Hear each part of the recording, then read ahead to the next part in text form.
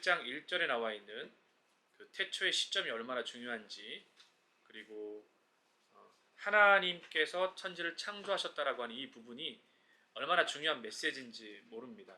왜냐하면 말씀드렸던 것처럼 성경에서 이 기원의 문제를 다루는 건 굉장히 중요한데, 정말 성경만이 세상의 시작의 기원에 대해서 명확하게 OW1H처럼 언제 누가 무엇을 어떻게 왜라고 하는 이 초점을 통해서 분명하게 설명해 주고 전달해 주고 있기 때문이라고 말했습니다. 그래서 이 창세기를 시작할 때 중요한 포인트가, 이 창세기는 굉장히 질서와 또 조화와 이 균형이라고 하는 키워드를 놓치면 안 된다라고 이렇게 말씀을 드렸었고요.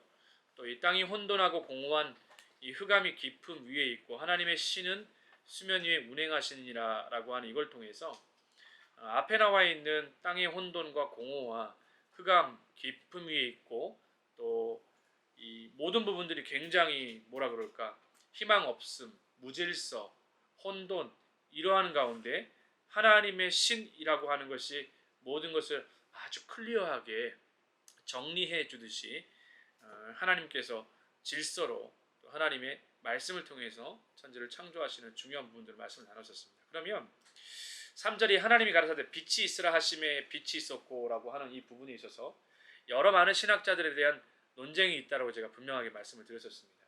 신학자들의 논쟁이라고 하는 것은 신학자들의 저마다의 주장이라고 이렇게 얘기를 했어요. 그래서 이 빛이 있으라 하심에 빛이 있었고라고 하는 이 부분 자체가, 그러면 우리가 일반적으로 생각하는 이 빛과 다른 의미냐, 이 부분에 대해서 설명을 드렸었잖아요. 그래서 어떤 사람은 이 빛에 대해서 시작으로 말하는 사람도 있고, 이 빛은 우리가 말하고 있는 근본적인 어떤 태양에서 그런 비춰지는 빛과는 다른 개념으로 봐야 된다.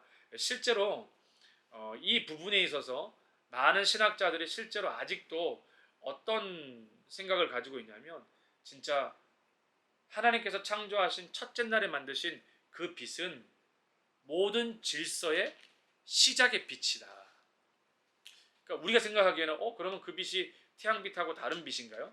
다른 신학자들은 그렇게 말한다라는 거예요. 이 빛은 모든 질서의 근원이 되는 빛이다.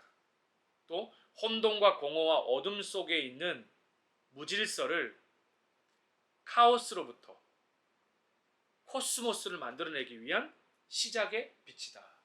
그러면 다 어디에 초점이 맞춰져 있냐면 거의 다 시작, 이런 개념으로 이해가 굉장히 많이 되어지거든요. 그래서 이 빛은 시간의 근원이다라고 이렇게 얘기하는 사람도 있어요. 이 빛에 대해서.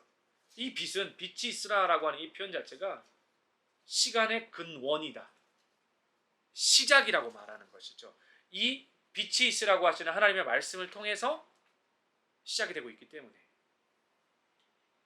그렇게까지 이제 얘기를 했었고, 그런데 제가 말씀드린 이 첫째 날 빛은 이제 우리가 일반적으로 생각하게 되어지는 빛, 밝음, 어두움에 비춰지는 빛, 이러한 영역으로 제가 이해해야 한다.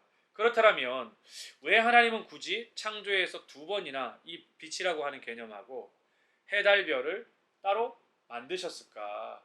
이 부분에서 이제 우리가 명확하게 설명을 해줘야 되는데, 그게 바로 말씀드렸던 것처럼 태양의 기능 자체가 단순히 낮, 밤, 어두움과 밝음, 이 구분의 개념을 넘어서서 모든 만물의 영양분뿐만 아니라 광합성뿐만 아니라 사시와 봄, 여름, 가을, 겨울뿐만 아니라 1년이라고 하는 또 창조의 주기를 인간이 살아가는 데 있어서의 필요한 반복적 시간, 계절의 개념, 이 모든 것들을 초월해서 포괄적으로 하나님께서 설명하고 구체화하기 위해서 해, 달, 별을 통해서 명확하게 말씀을 해주셨다.